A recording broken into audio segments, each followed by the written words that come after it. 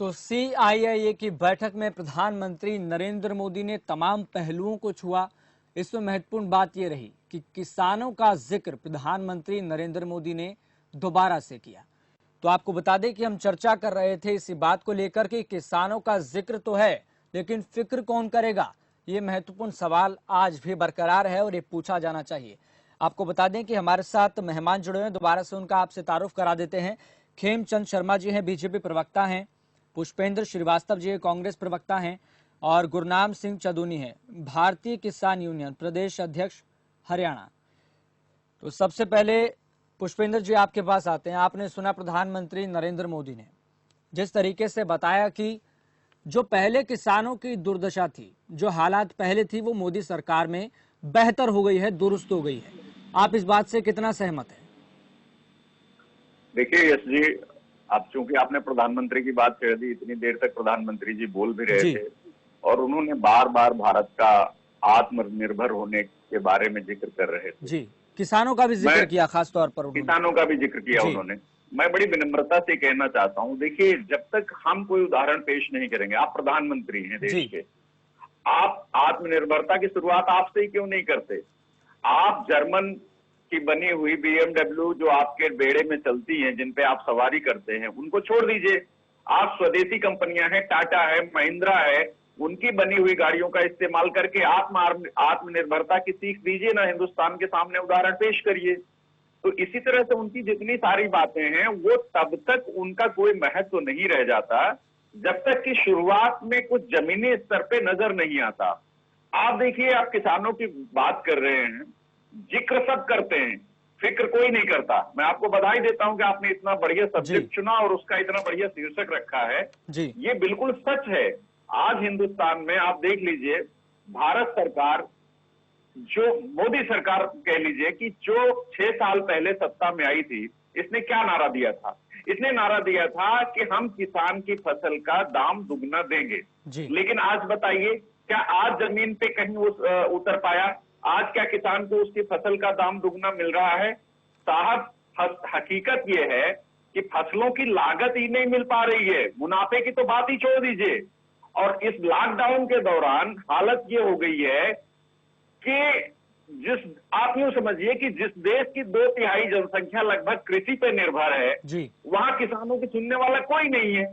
दावे तो सब करते हैं, बड़े बड़े दावे करने में कोई दिक्कत नहीं है, लेकिन किसानों की सुध लेने वाला, उनका हितैषी कौन होगा? चलिए ठीक, हम सरकार से ही तो अपेक्षा करेंगे ना किसान। खेमचंद जी, आप कुछ कह रहे थे, आपने सुना पुष्पेंद्र श्रीवास्तव जी को, तो आप कितना मानते हैं? माटी के मोल बिकती है, तो इन सब पे कैसे लगाम लगेगी? किसान को उसकी पुष्पेंद्र फसल का उचित मूल्य कैसे मिलेगा? देखिए, एक एक करके अगर बात रखेंगे ना तो ज्यादा बेहतर होगा। अगर एक एक करके हम बात रखेंगे तो दर्शक भी ज्यादा बेहतर तरीके से सुन पाएंगे।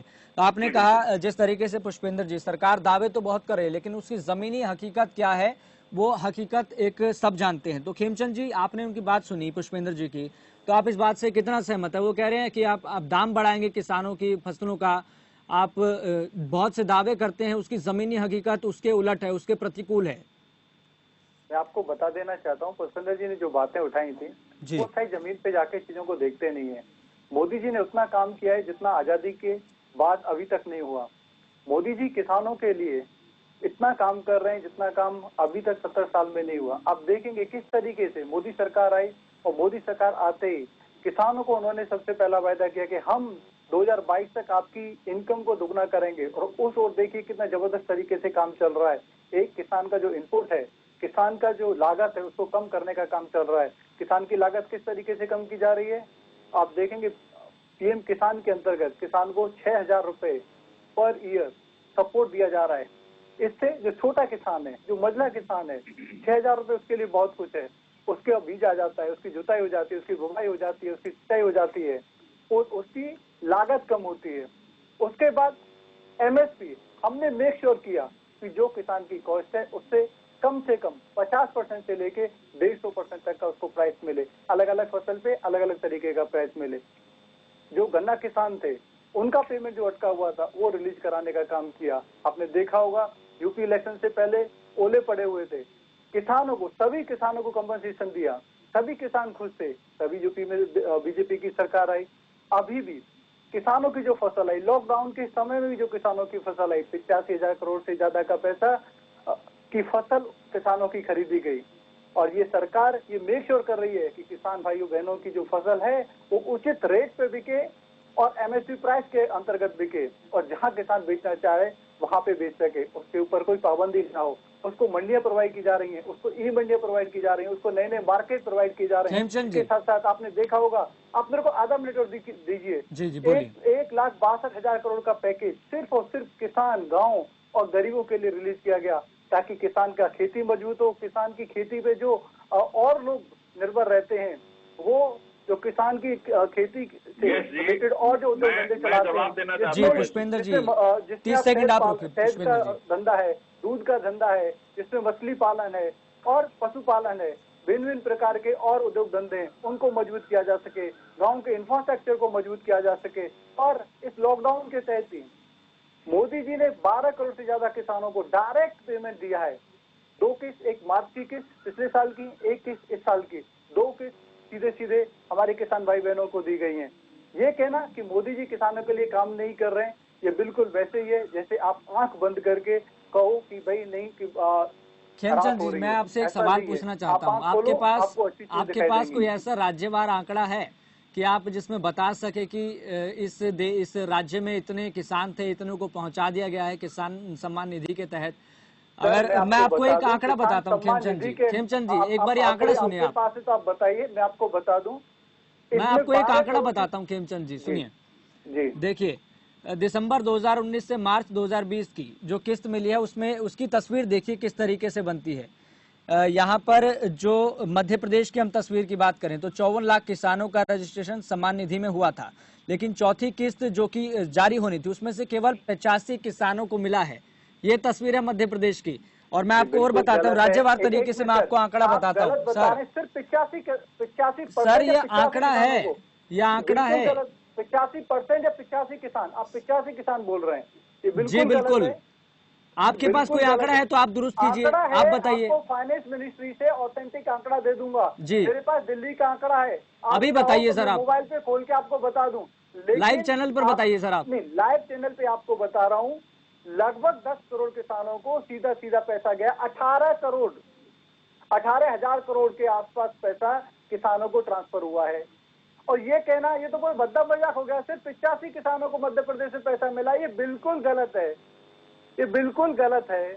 सभी किसानों को जो रजिस्टर्ड हैं, जिनके पास अकाउंट है, और इसमें बीच में कोई खास सर आपके पास राज्यवार आंकड़ा है, सीधा सीधा पैसा किसानों के अकाउंट में जा रहा है। ये बात जरूर है कि मध्य प्रदेश में कांग्रेस की सरकार थी, उसने किसानों को परेशान किया, उसने किसानों को पीड़ित किया, उसने जो किसान पीएम किसान योजना में जो रजिस्टर होने चाहिए थे उनको प्रॉपरली रजिस्टर नहीं करने दिया, उनको साथ नहीं दिया, उनको जो फैसिलिटी देनी चाहिए थी वो फैसिलिटी नहीं दी।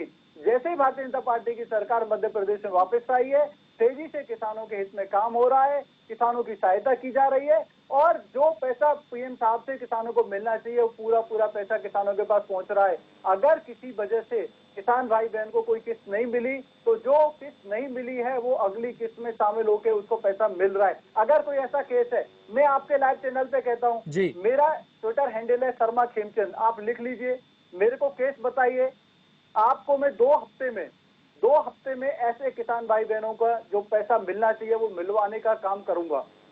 आप मेरे को ट्वीट करिए, आप मेरे को बताइए ऐसा केस, चाहे 1000 किसान है, चाहे लाख किसान है, चाहे करोड़ किसान है, क्योंकि मैं विश्वास के साथ इसलिए कह रहा हूं कि हमारी सरकार ने काम किया है, जिन लोगों को बेनिफिट पहुंचना चाहिए उनको बेनिफिट पहुंचाने का काम किया, क्योंकि हम जिम्मेदारी समझते हैं, हम किसी पे एहसान नहीं समझते। हमें जनता ने समर्थन दिया, हमें जनता ने चुन के भेजा, मोदी जी पे विश्वास किया। चलिए ठीक है खेमचंद जी। पुष्पेंद्र जी आप बोलिए। जी पुष्पेंद्र जी आप बोलिए। जी मैं ये कह रहा हूँ, खेमचंद जी इतने कुशलता से झूठ बोल रहे हैं लाइव टेलीविजन पे। सर आप बोल रहे हैं, आप बड़े भाइयों। सर अगर एक एक करके अगर बात रखेंगे तो दर्शक भी ज्यादा बेहतर तरीके से सुन पाएंगे। सर एक एक करके बात रखिए। पहले तो आप आंख बंद करके ये कह रहे हैं, 6,000 रुपए में किसानों को आंख बंद करके। खेमचंद जी आपने अपनी बात रख ली, अब पुष्पेंद्र जी को अपनी बात रखने दीजिए। दिन हो रही है, मेरी तो बात ही नहीं सुनी आपने। खेमचंद जी आपने मेरी बात ही नहीं सुनी। जी आप पुष्पेंद्र जी बोलिए, आप बोलिए।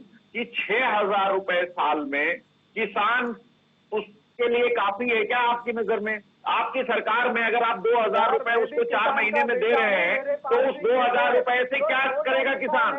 आप मुझे खेमचंद जी, आपने अपनी बात रखी थी, आप पुष्पेंद्र जी की भी बात सुन लीजिए। सरकार में आए थे, उस वादे को क्यों नहीं पूरा करते? देखिए, फिर हम इस तरह से डिबेट को आगे नहीं बढ़ा पाएंगे। देखिए, अगर आप वादे किए थे किसानों के लिए, उनको खेमचंद जी नहीं रहे आप कह रहे 2,000 रुपए, अरे 6,000 रुपए किसान के लिए क्या होता है भाई?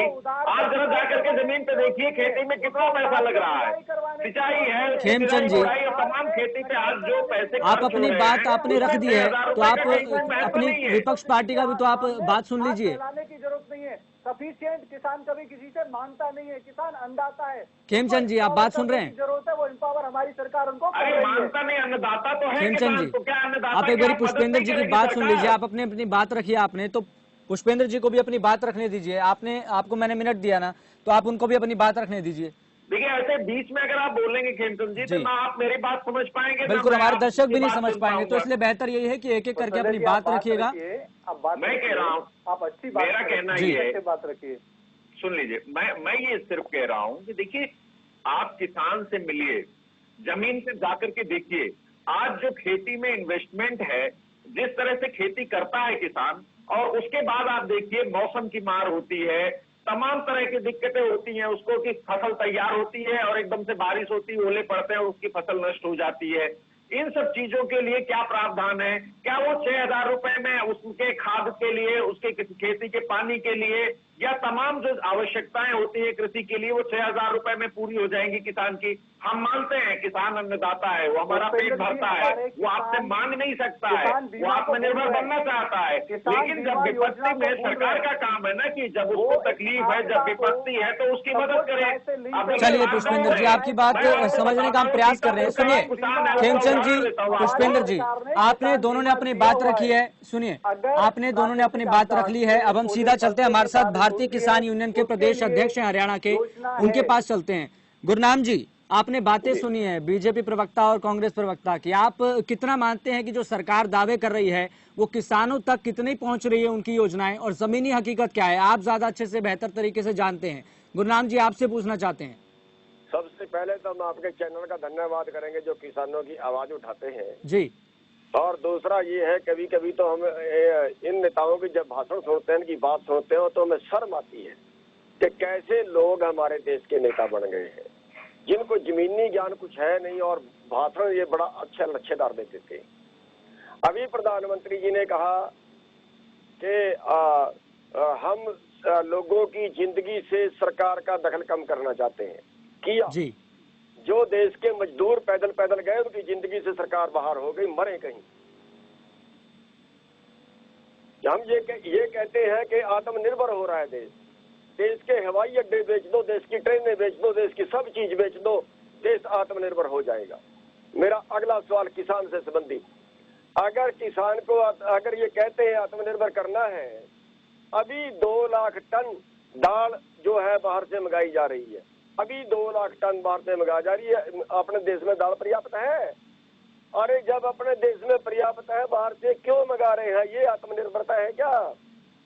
अगली बात, आज मक्के की फसल मंडी में आ रही है। अभी मध्य प्रदेश का जिक्र कर रहे थे, मध्य प्रदेश में मक्का आ रहा है।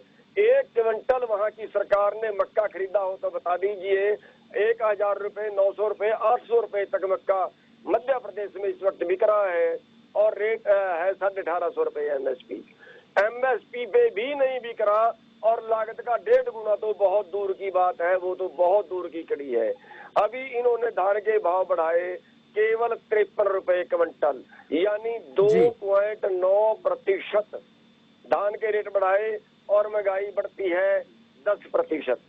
अभी जो मजदूरों की लागत है वही डबल हो गई है, धान की लगवाई पे दुगने रेट पे लगेगी।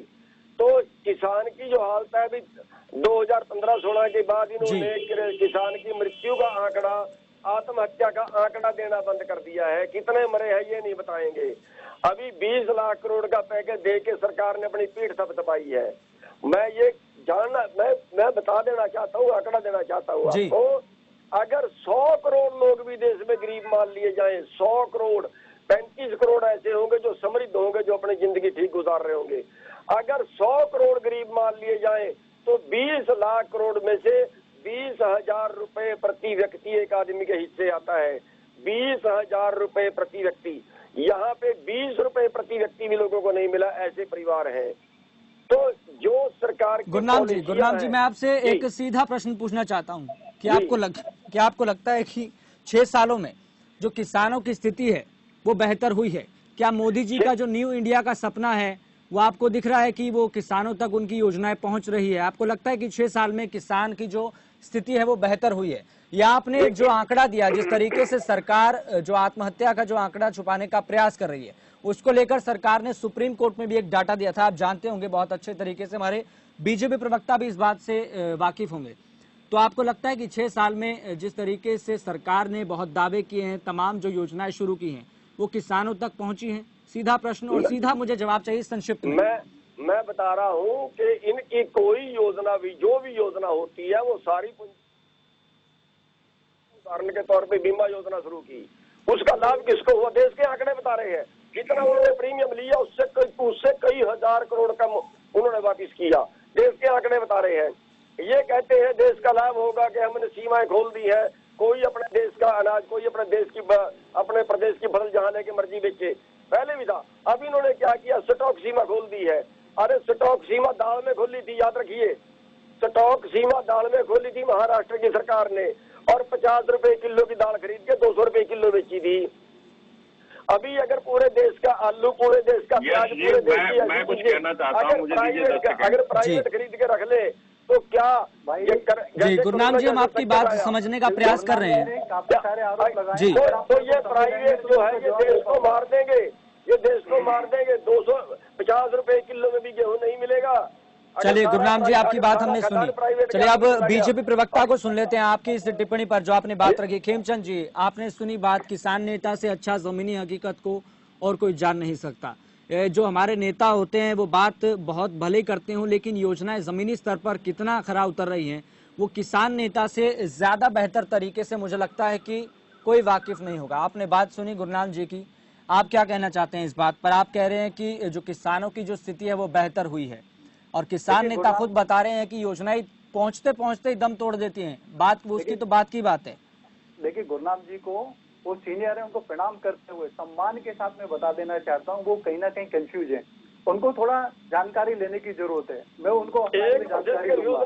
वो जो पीएम किसान का जो पैसा है किसानों तक नहीं पहुंचा है, वो बात मजदूरों की करते हैं। अरे मजदूरों तो राज्य सरकार, देखिए सरकार ने गंदा काम किया है, महाराष्ट्र की सरकार ने गंदा काम किया है, राजस्थान की सरकार ने गंदा काम किया है, आप वो क्यों नहीं बताते?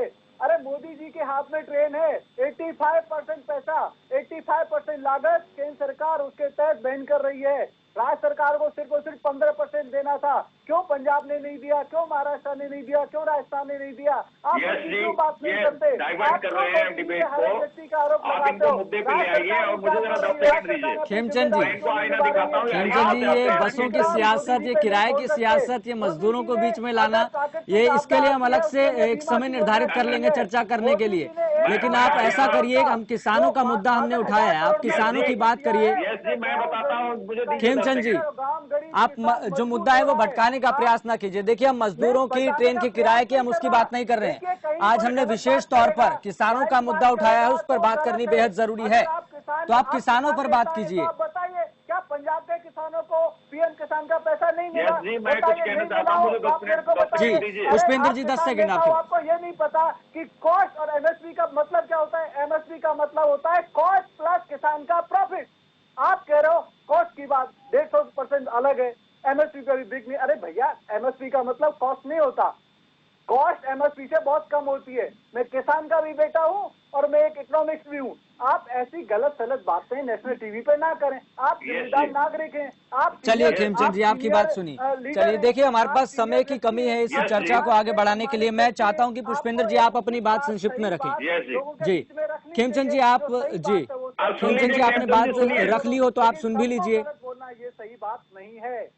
देखिए, भारतीय जनता पार्टी की दिक्कत क्या है सर, आपके पास कुछ सर, सेकंड है सर पुष्पेंद्र जी आपके पास अपनी बात रखने के लिए। हाँ, मैं कह रहा हूं कि भारतीय जनता पार्टी की सबसे बड़ी प्रॉब्लम ये है कि जब इनको कोई आईना दिखाता है, अब आदरणीय गुमनाम सिंह जी हैं, वो तो खेतीहर किसान हैं, तो उनकी बात को अगर वो आपको आईना दिखा रहे हैं तो आप उनको कह रहे हैं आप झूठ बोल रहे हैं, आप लाइव टेलीविजन पे गुमराह कर रहे हैं। ऐसा नहीं होता। अब सुनिए खेमचंद जी, सुनिए खेमचंद जी, आप भी सुन लीजिए, आपने अपनी बात रखी है तो सुनने की भी क्षमता रखिए खेमचंद जी। मैं आपके बीच में नहीं बोल रहा था, तो जी पुष्पेंद्र जी बोलिए, आपके पास पुष्पेंद्र जी सिर्फ 30 सेकंड है। आप हरियाणा से खेमचंद जी आते हैं, आप हरियाणा में बीजेपी के प्रवक्ता हैं, हरियाणा में आपकी सरकार है। अभी पिछले दिनों हरियाणा सरकार ने 7 जिलों में ऑर्डर कर दिया कि वहां पट्टे पे खेती करने वाले किसान धान की रोपाई नहीं कर पाएंगे। हम उसके कारणों में नहीं जाते, लेकिन उन्होंने कहा ठीक है, किसानों ने बात मान ली, कहते ठीक है जी, हम खेती नहीं करेंगे, धान नहीं लगाएंगे, रोपाई नहीं करेंगे, आप हमको 20,000 रुपए दे दीजिए, हमारी भरपाई हो जाएगी, हमारा कुछ से घर का खर्चा चल जाएगा, हम आपकी बात मान लेते हैं। तो उस पर आपने क्या कहा? आपने तुगलकी फरमान जारी कर दिया कि आदेश नहीं मानेंगे किसान तो उनका धान ही नहीं खरीदेगी सरकार, उनको कोई सुविधा नहीं देगी सरकार, जो सरकारी सुविधाएं मिलती है। तो इस तरह से आप उनको प्रताड़ित करने का काम कर रहे हैं। ये आपके हरियाणा में हो रहा है, जहां आपकी भारतीय जनता पार्टी की गवर्नमेंट है। कितना शर्म। चलिए पुष्पेंद्र जी, हमारे पास समय की कमी है और डिबेट को खत्म करने का समय हो चुका है। पुष्पेंद्र जी, समय हो चुका है। खेमचंद जी डीजल और पी से पेट्रोल। चलिए, अब डिबेट को खत्म करने का वक्त हो चला है। चलिए, हमारे साथ चर्चा में जुड़ने के लिए सभी सहयोगियों का हमारे बहुत बहुत धन्यवाद। बीजेपी के प्रवक्ता खेमचंद जी का ही बहुत बहुत धन्यवाद, पुष्पेंद्र जी का ही बहुत बहुत धन्यवाद और भारतीय किसान यूनियन प्रदेश अध्यक्ष हरियाणा के गुरनाम सिंह चंदूनी का भी बहुत बहुत धन्यवाद। देखिए, चर्चा बहुत महत्वपूर्ण हो जाती है करने के लिए, इसलिए सवाल भी अभी तक जस का तस है, क्योंकि निष्कर्ष कुछ निकल नहीं पाता है। नेता अपनी बात रखते हैं और बीच में इंटरप्ट करने का प्रयास बहुत करते हैं, तो इसलिए फिर दोबारा से इस मुद्दे को उठाएंगे फिर कभी, क्योंकि इस पर विचार करना, चर्चा करना, संवाद करना, तकरीर करना बहुत ज्यादा जरूरी है। इसलिए सवाल जस का तस है, किसानों का जिक्र कौन करेगा फिक्र। चलिए फिलहाल इतना ही, मुझे दीजिए इजाजत और देखते रहिए खबर फास्ट।